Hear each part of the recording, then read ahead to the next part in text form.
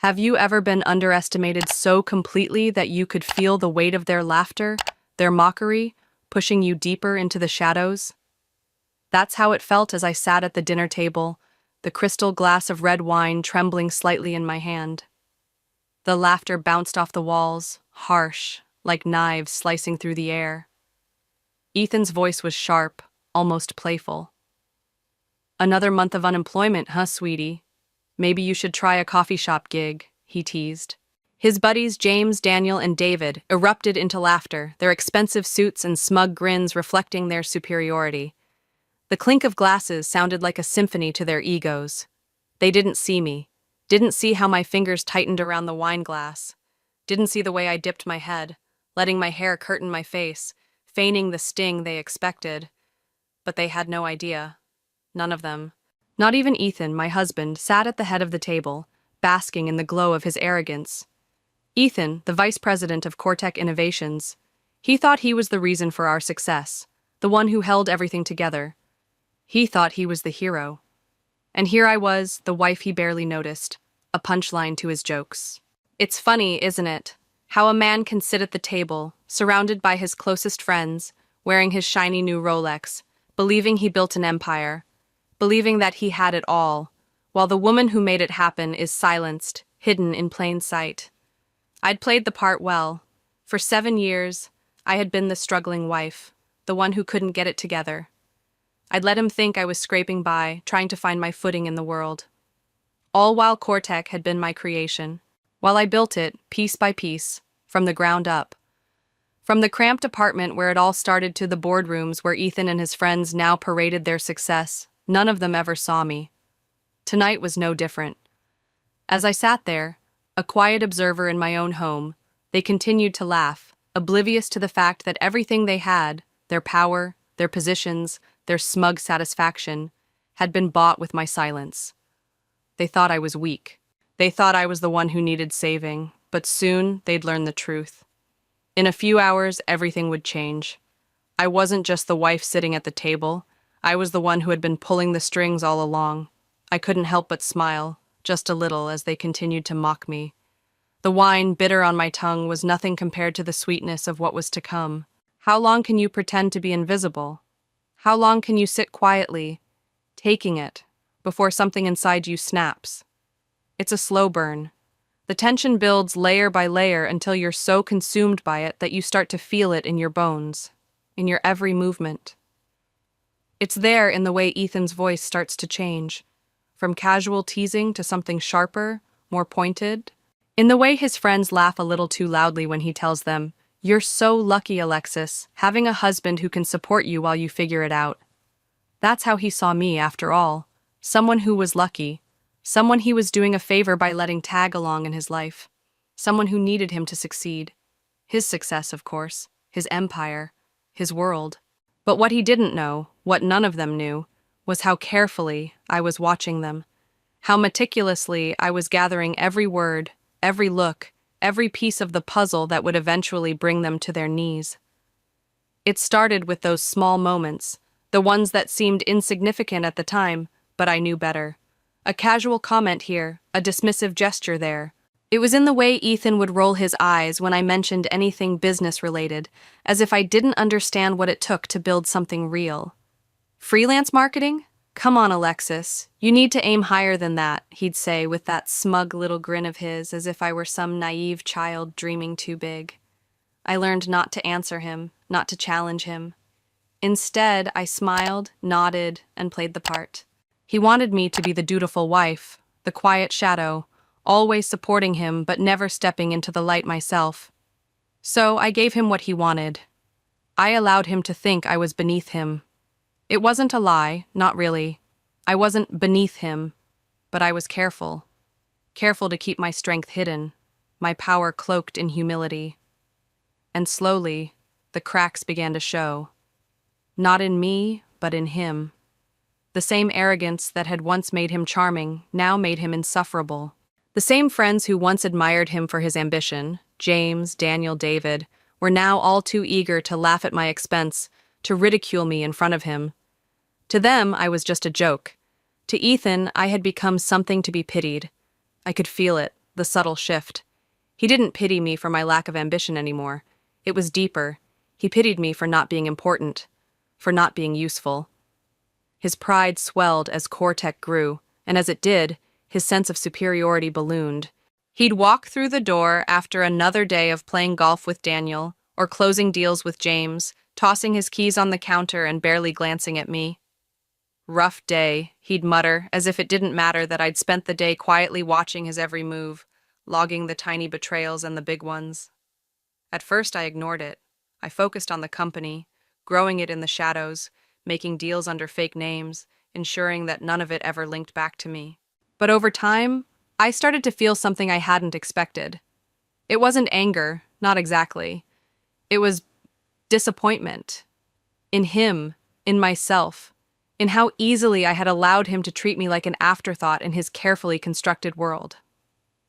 I'd built an empire, and all he saw was a wife who didn't get it. But I did get it. And I wasn't about to let him or his cronies continue to walk all over me. The plan had already begun. I had already started laying the groundwork, quietly amassing the evidence, watching his every move, his every mistake. I didn't need to confront him yet. I didn't need to prove anything to him. I only needed to wait. And wait I did, letting the resentment grow, letting the sting of his words and the weight of their laughter carve out a quiet, steady resolve in me. What he didn't know, what none of them knew, was that I was never going to be the one who lost in this game.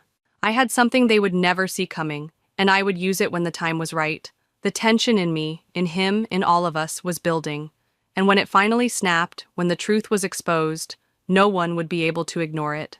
If you want to take down an empire, you don't charge in head first. No, you wait. You bide your time.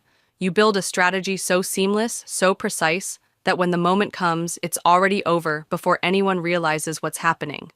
I knew this well. After all, I had built Cortec Innovations from the ground up in secret. Every step of the way, I had been playing the long game. It started with whispers. At those dinner parties, the same ones where they laughed at me, where they made their little jokes about how I still hadn't found a real job, I started to hear things, little comments that were meant to be jokes, but held the bitter edge of something darker. I started paying attention and listening closely, and over time I realized something. Ethan, James, Daniel, and David, they weren't just taking advantage of me, they were taking advantage of Cortec. The company I had built, which I had carefully crafted into a powerhouse, was being undermined by the very people I had allowed into my world. They were careless, greedy, and completely unaware that their arrogance was digging their graves. I could have confronted Ethan. I could have gone to him, laid out the evidence, and watched his face fall as the truth hit him. But that would have been too easy. No, I needed something more. Something that would shatter their perception of me once and for all. They needed to believe they were untouchable, that they were the ones in control, so I could rip that control away from them in the most devastating way possible. That's when the plan started to take shape. It started small, with whispers, just as it always does. The first step was to hire private investigators, the best money could buy. I knew I couldn't trust the people already within Cortec. Too many of them were loyal to Ethan, and too many of them had already been bought by his charisma and success. But these investigators were different. They were discreet, professional, and relentless. They shadowed Ethan first, following him to late-night meetings, snapping photos of him shaking hands with competitors, receiving briefcases of cash under the table.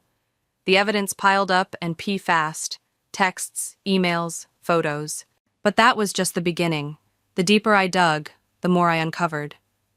Ethan wasn't just stealing money from the company. He was selling our secrets to rival firms, leaking confidential information, and approving shady contracts that lined his pockets while destroying Cortec's future. I had enough to bury him, to tear him down piece by piece, but I wanted more. I wanted it all.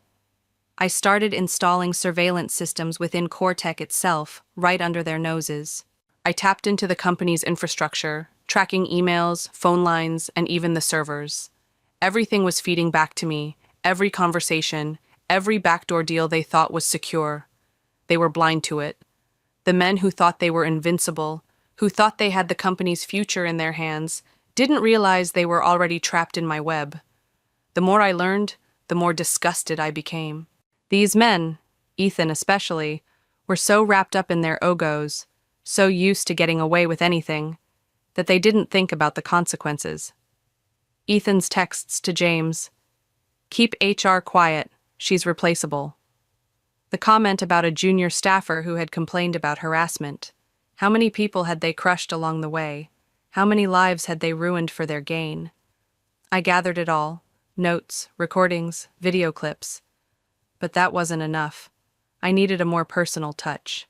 I needed to get inside their world. I needed them to see exactly what they had become. That's when I decided to become someone else, someone they would never suspect. I created the persona of Sarah Mitchell, a struggling nobody, the kind of person they would dismiss without a second thought. A woman with a fake resume, worn-out shoes, and a soft voice that trembled just the right amount. I applied for a low-level marketing job at Cortec, a job I was more than qualified for. I didn't need the position. I already owned the company. But I needed them to see me. I needed to feel the weight of their judgment, their casual cruelty, in person. I needed them to mock me so I could walk away with proof of their rot. Days later, I received the interview notice. Sarah Mitchell, a name they would never remember, a face they would dismiss. But I wasn't there to get the job.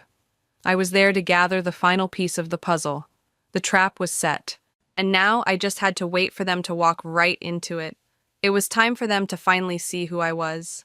Walking into the Cortec office, I was nothing more than a ghost. Sarah Mitchell, the woman they'd never remember. My heart didn't race. There was no panic, no fear, just cold, calculated focus. I had worked too long, watched too much, and waited too patiently to lose control now. The company I had built, the empire that Ethan and his friends had toyed with, was mine to reclaim, and no one would stand in my way. The receptionist at the front desk barely glanced at me as she handed me a visitor's badge. She smiled, robotic, and told me the interview would be on the 7th floor. I nodded politely, swallowed the lump in my throat, and made my way toward the elevator. It was too quiet in here, too sterile. There was no warmth, no sign of the company I had created. The one that had once been a bright, promising startup. Now it felt cold, tainted by greed. By them. When I reached the 7th floor, I was greeted by a trio of familiar faces, Ethan's entourage, James, Daniel, and David.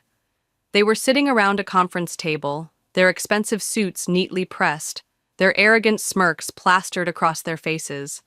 I could see it in their eyes the moment I walked in. Sarah Mitchell, a woman they would barely glance at.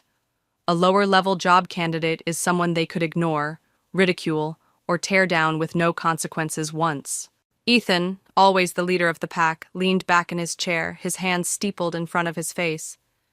"Well, well, Ms. Mitchell," he began, his voice dripping with the same condescension I had heard too many times before. "Freelance marketing, huh? Been unemployed for a while, I see. Must be tough finding the right fit, especially with your experience." He didn't need to look at my resume to know he was already judging me. I glanced down at the table, feigning discomfort, trying to play my part. "Yes, it's been tough," I murmured, letting my voice tremble just the right amount. "I've been looking for the right opportunity." James, sitting across from Ethan, let out a low chuckle. "The market's brutal, isn't it? We get hundreds better than you, Sarah," he said, as if the words were meant to sting. He didn't even bother to look at me when he said it, already turning his attention back to his phone. I nodded, head slightly bowed. "Yes, I understand," I whispered, my hands trembling in my lap, just enough for them to notice. They loved that. They loved seeing me squirm, seeing me shrink in front of them. Daniel, who had been slouching in his chair, sat up straighter and looked at my resume, then back at me with a bored smirk. "You know," he said, his voice laced with mock sympathy, "maybe retail's hiring. Or, there's always coffee shops." His words cut through me like a blade, but I didn't flinch. I couldn't. I kept my gaze lowered, the quiet, invisible woman they thought I was. The whole time I was watching them. watching the way they subtly, so subtly, derided me, poking fun at my supposed lack of ambition, my past failures, the mess I had made of my so-called career. What they didn't realize, though, was that I wasn't Sarah sitting in front of them. It was Alexis, the woman they had mocked, the woman they thought had no power. The interview dragged on for a few more minutes. They didn't care about my skills or experience. They were looking for weaknesses to exploit, for something to ridicule. Ethan glanced at his phone, checking the time, likely thinking about his next golf game or the meetings he had scheduled with other industry bigwigs. He didn't notice how I was slipping the final pieces into place, how I was taking note of every slight, every snide remark. This was my moment. They were blind to it. Finally, James tossed my resume aside. "We'll be in touch," he said, a dismissive wave of his hand as he stood, already walking out of the room without so much as a second glance. Daniel and David followed suit, all of them too busy with their own lives to realize what they'd just done. To realize that, in their mockery, they had handed me the final nail in the coffin. I stood up slowly, my hands shaking as I clutched my folder. "Thank you," I said quietly, the words barely a whisper. I lowered my head, making my way to the door, feeling their eyes on my back as I left. I wasn't humiliated. I wasn't broken. The humiliation they thought they had inflicted on me was, in fact, my victory. The real Sarah Mitchell would have left the room defeated, crushed. But not me. I wasn't Sarah. I was Alexis, and I had just walked out with something they could never take from me, the truth. Their cruelty, their indifference, it was all documented. And soon they would learn that they had underestimated the wrong woman. I stepped into the elevator, the doors closing softly behind me. I couldn't help but smile as I pressed the button for the ground floor. They would regret this. It was only a matter of time before their world crumbled. The next morning I stood in front of the boardroom at CoreTech, the place that had once been my quiet, secret triumph. The one I had built? No, the one I owned, from the ground up. I had spent years in the shadows, allowing Ethan, James, Daniel, and David to believe they were the ones in control. They'd laughed at me and mocked me for my perceived failure, but now the tables were turning.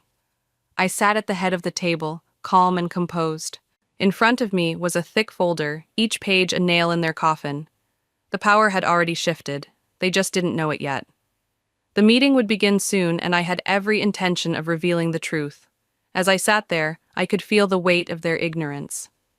Ethan, the man who thought he built everything, thought he was untouchable. James, Daniel, and David, they walked in, oblivious, like characters in a play they thought was written for them. Their arrogance was palpable. Ethan had his usual smug grin plastered on his face, his tailored suit hugging his chest, and his Rolex gleaming under the harsh lights.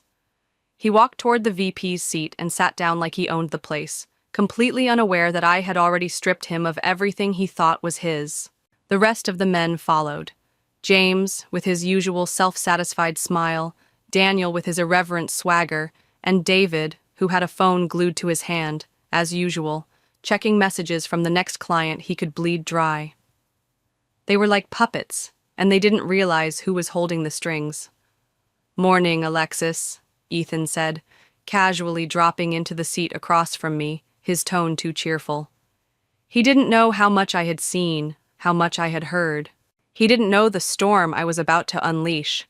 I didn't respond. I didn't need to. The silence stretched between us, thick and heavy, like a veil that was slowly being lifted. Ethan's eyes flicked toward the folder on the table. "What's all this?" His voice was light, mocking, but I saw the flicker of uncertainty in his eyes. He hadn't realized yet what was about to happen. "Before we begin," I said, my voice cold and unwavering, "I'd like to reintroduce myself." They all froze. Ethan's grin faltered slightly, and for the first time in years, I saw something flicker in his eyes. Doubt. Just a spark. The others shifted in their seats, their attention now fully on me. "I am Alexis Mitchell," I said, my voice clear and strong, founder and CEO of CoreTech Innovations. The room fell silent.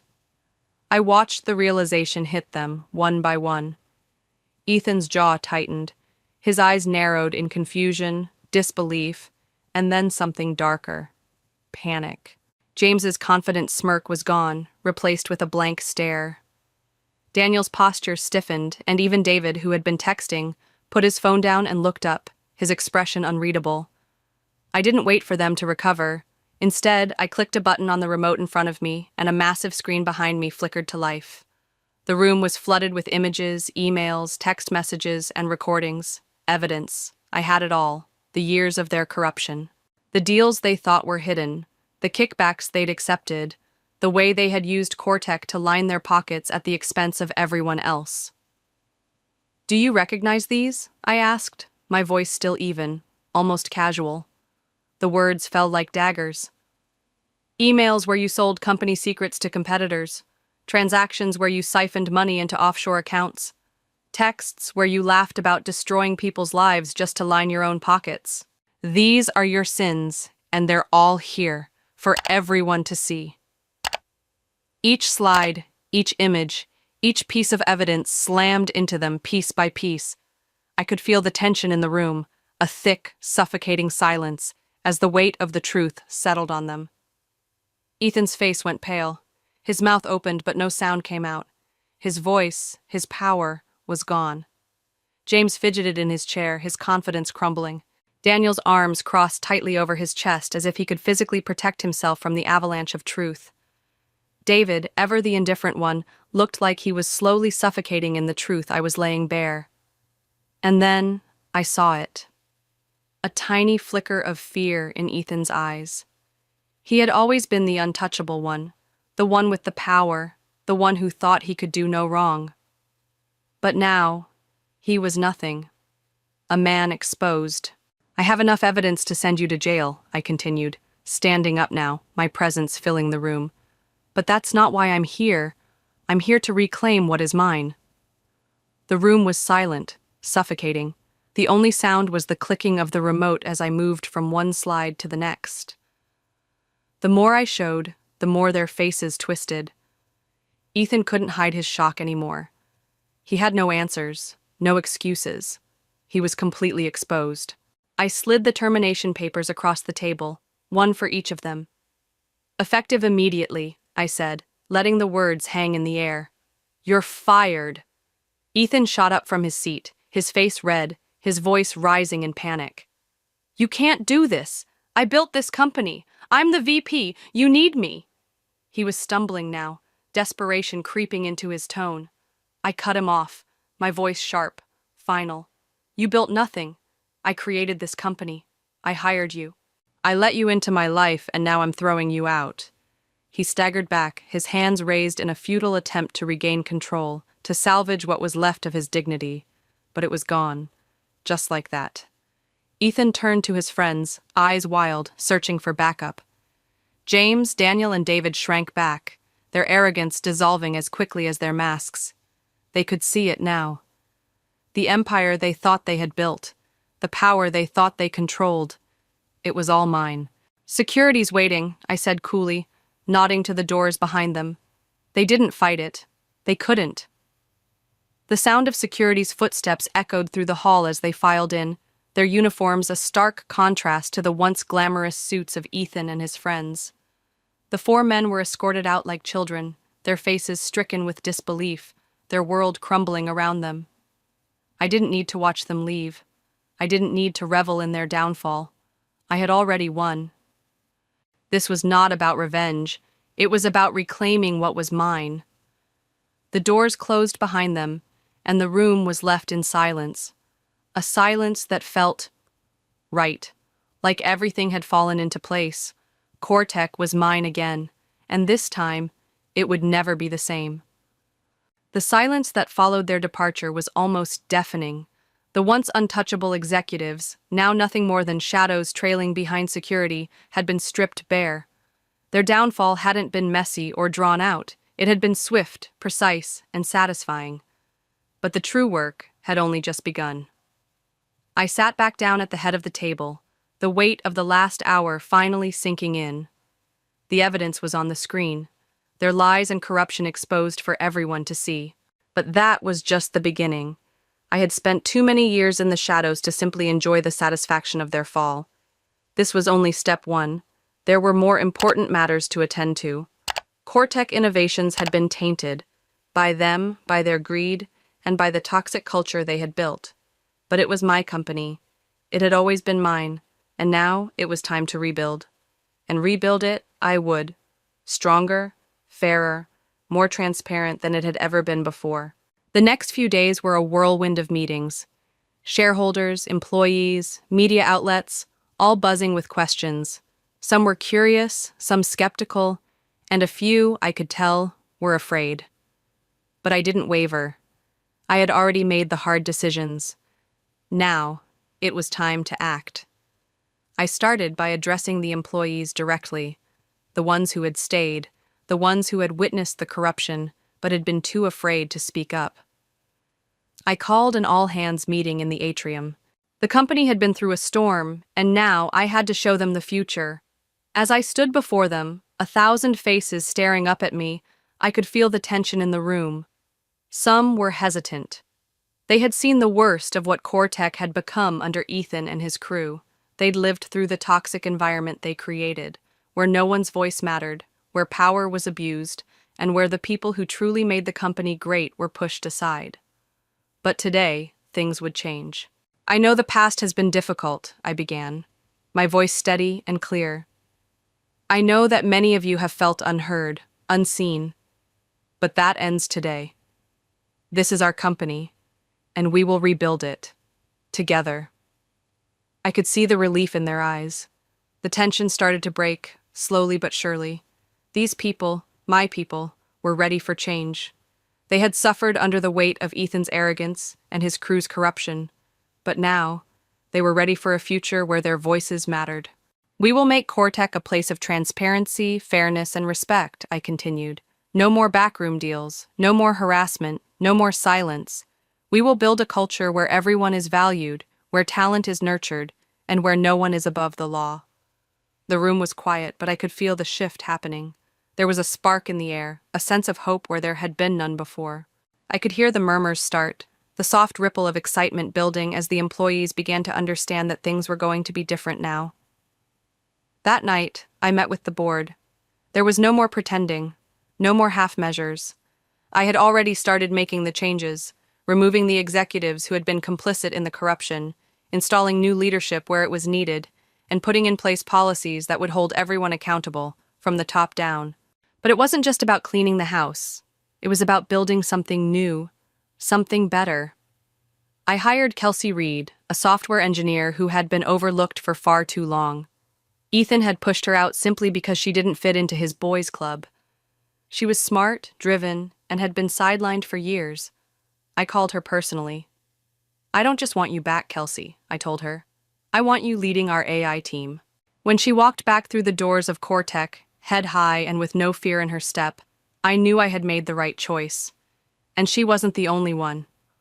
Over the next few weeks, I brought back others who had been wronged by Ethan and his crew. Employees who had been pushed aside, ignored, or dismissed.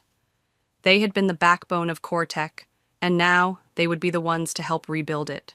I also started pushing for a mentorship program, one that would specifically support women in tech.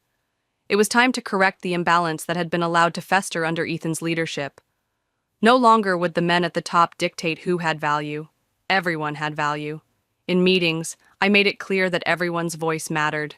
No more snide comments, no more dismissive attitudes. Ideas were what mattered, not who had the most power.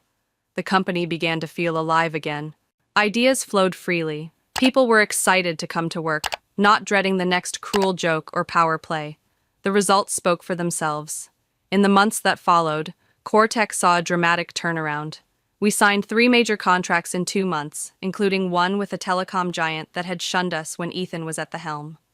Stock prices climbed by 35%, and investors, who had once been hesitant to invest under Ethan's leadership, now clamored to back us. But the most rewarding part wasn't the numbers. It wasn't the contracts or the growth. It was walking through the halls of Cortec and seeing the smiles on the employees' faces, hearing the laughter in the break rooms, and knowing that we had built something real, something lasting.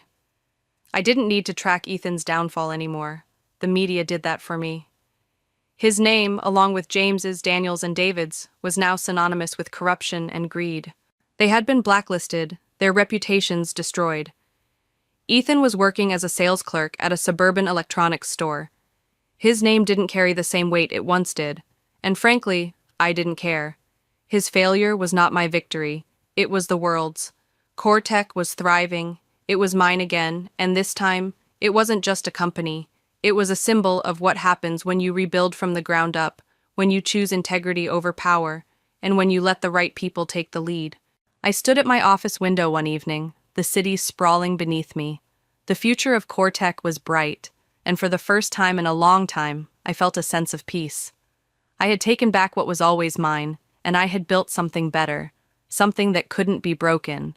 6 months had passed since the fall of Ethan and his crew, and as I stood by my office window, watching the lights of the city flicker below, I knew that the battle was over. The dust had settled, and Cortec Innovations was flourishing once again. The transformation I had envisioned was no longer just an idea. It was a living, breathing reality. I had taken back control, not with rage or cruelty, but with precision and vision. And the results were undeniable. Stock prices had soared, contracts were flooding in, and our employees, once suffocating under the oppressive weight of Ethan and his cronies, were now thriving. There was a sense of freedom in the air, an energy I hadn't felt in years. Cortec had become a place where people could be their best, where creativity wasn't stifled by power plays and arrogance, where hard work was rewarded and respect wasn't a commodity, it was a given. I hadn't just reclaimed a company, I had reclaimed the culture that made it great. I had taken a space filled with corruption and turned it into one where transparency and fairness were the foundation. And that foundation was strong. The quiet moments were the ones that meant the most. Walking through the halls, seeing employees collaborating without fear, hearing their laughter echo through the break rooms, watching young women in tech finally get the recognition they deserved, it was all I had wanted for this company. It was why I had built it in the first place. Not for ego, not for power, but for something real, something lasting. I thought about Ethan, about how he had once looked at me as though I were nothing, how he'd mocked me for not having a job, for not being the one in the spotlight. I thought about the years I had spent in his shadow, pretending to be something I wasn't, letting him think he was the one who had the power. Now, his empire had crumbled, and mine was soaring. I didn't need to keep track of him, The stories of his fall reached me, of course. How he was now working as a sales clerk at a suburban electronics store, his once glamorous life reduced to selling gadgets for a fraction of the salary he once made. He was banned from working in tech for 3 years due to the terms of his termination, a consequence of his greed and arrogance. His friends, James, Daniel, and David, hadn't fared any better. They were blacklisted from the industry, their names a stain no company wanted to touch. They had become irrelevant. Ghosts. I didn't need to hear their stories, though. I didn't need to gloat. The truth was, I had already won. My victory wasn't about watching them fall. It was about the people I had lifted. It was about the company we had rebuilt. It was about Cortec thriving, not as a symbol of corruption and manipulation, but as a beacon of integrity and innovation. The headlines and financial reports were only the surface. The real change was in the lives of the people who worked here. People who had been overlooked, undervalued, and silenced are now empowered and thriving. Kelsey Reed, who had once been pushed out, was now leading our AI team, taking us to new heights. And she wasn't the only one. There were dozens like her, women and men alike, who had been allowed to shine. Their passion was palpable, and their work was extraordinary. The mentorship program I had launched for women in tech was flourishing. It was growing beyond what I had ever hoped. Young women, eager to make their mark, were finding a voice here, in a space where they were no longer silenced by the dominance of the old guard. They were finally getting the respect they deserved. And that was just the beginning. There was still so much to do, so much more to achieve. I walked into the boardroom that day, ready to make the next move. The investors, the stakeholders, everyone who had once doubted me, who had once questioned whether Cortec could survive without Ethan's so-called leadership, were now standing behind me, applauding me. The future was bright. We had new markets to explore, new projects to launch, and new dreams to chase. But the best part? No one had to sacrifice their integrity to do it. No one had to step on others to rise. Cortec is ready for the next phase, I said, standing before the board, my voice steady and confident. We will expand into new markets. We will innovate. And we will do it with integrity. We will continue to build a company that stands for something real, something lasting. The room was filled with applause. The board was on my side, the employees were behind me, and the future had never looked brighter. I didn't need to see Ethan's crumbling life, his failure. I didn't need to check in on him. The joy, the victory, was in the growth of Cortec, in the way we had built something better together. My empire wasn't about power or revenge. It was about what you do with that power once you have it. And what I had done was simple. I had built something good. 6 months later, as I looked out over the city skyline again, the weight of the past no longer held me down. Ethan and his crew were distant memories, their names mere footnotes in the story of Cortec. And I was exactly where I needed to be. My legacy wasn't in tearing them down. It was in what I had built from the ashes. True power doesn't come from manipulation or destruction. It comes from creating something meaningful. And that's exactly what I had done. I had turned Cortec into a symbol of what happens when you reclaim what's yours, not with cruelty, but with strength, vision, and integrity. As I stood there, I smiled. I had won. The future was mine to shape, and nothing could stop me now.